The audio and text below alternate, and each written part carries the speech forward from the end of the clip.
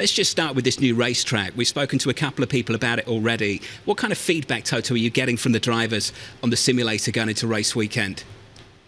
Yeah, first of all, good morning. Good morning to New York. We can also talk side impact structures if you wish, but I think you're gonna lose some of your audiences.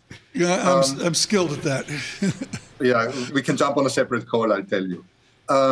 So the drivers have been in the simulator, and I spoke to Lewis last week when we had a meeting in the factory, and he said the straight is so long and impressive, but we don't really know what to expect because, as you mentioned before, we're racing between 10 and 12 local time. Nevada nights, I've heard, can be pretty cold, and the only night racing experience that we have is Singapore and a little bit of the Middle East, but obviously never on a new track close to 5 degrees centigrade with Pirelli tires that have never experienced these kind of temperatures. It does raise some questions as to why it's being hosted at this time of the year, at this time of night. Toto, how did that come about, and would you push for a change next season? Well, obviously, Las Vegas stands for entertainment and show, and Liberty came up with the plan, which is great, to be honest. We've not raced in Las Vegas for a long time, certainly not in modern Formula One. And going there with this new format in the night, it's going to be spectacular. I think it's been said before, the track is brand new. That means the surface can be quite greasy or oily, because that's what asphalt does when it's new. We haven't raced in those temperatures, as I said before, but in any case, it's going to be a big spectacle.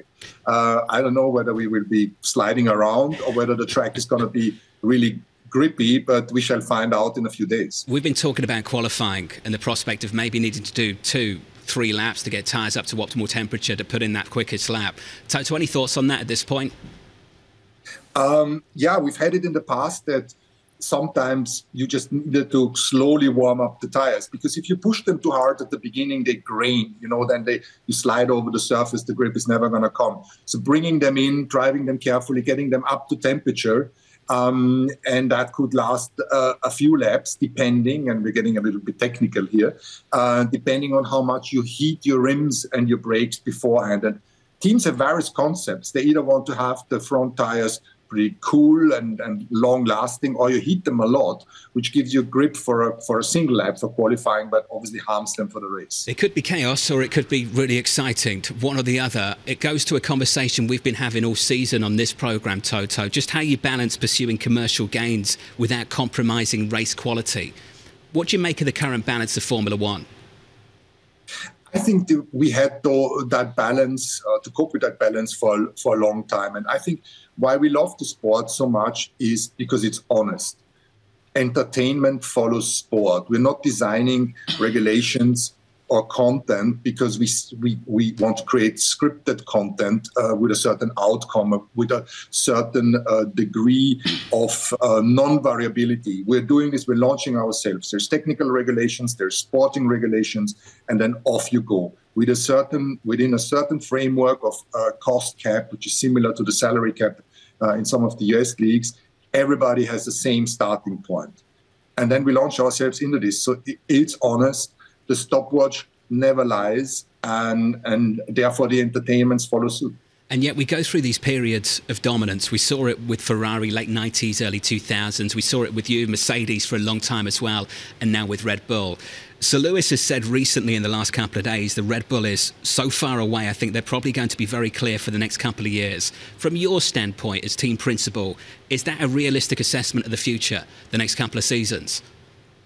Well, we're giving it all to break a cycle. Like you said, we had 5 years of dominance of Ferrari, then we had a short spell of Red Bull, and then it was us 8 times in a row. And now it's the second constructor championship for Red Bull, or the third driver championship with a indeed very good driver.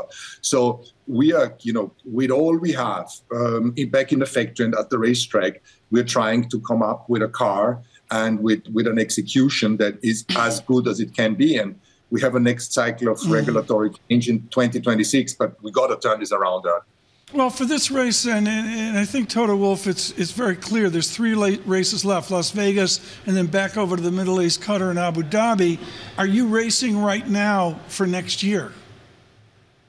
Yes, we have done for quite some while. We're still fighting for the second championship in the constructor championship. We are second at the moment, and Ferrari behind us, so that's an interesting one. But deep down, second or third place doesn't matter. We got to, with all humility, fight for the front, and that's why many months ago already we've switched and we transitioned to a new car. Toto, there's a phenomenal photo of three Austrians, Niki Lauda, Toto Wolff, and a guy named Schwarzenegger.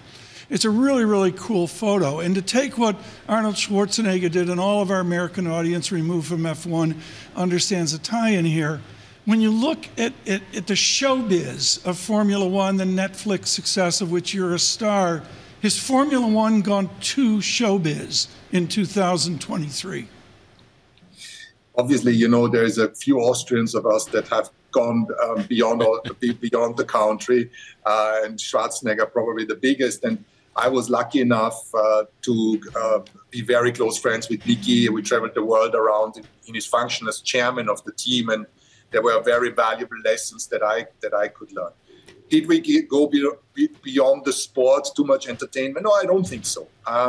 We're trying different formats with the sprint race weekends or Las Vegas racing in the night.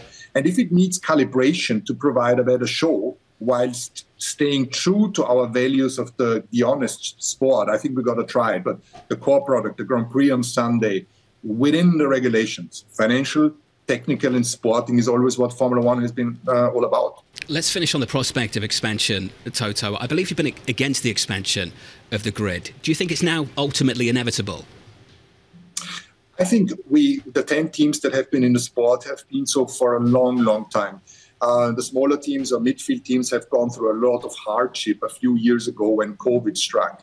But in any case, they fought for survival, and here we are with the cost cap kicking in.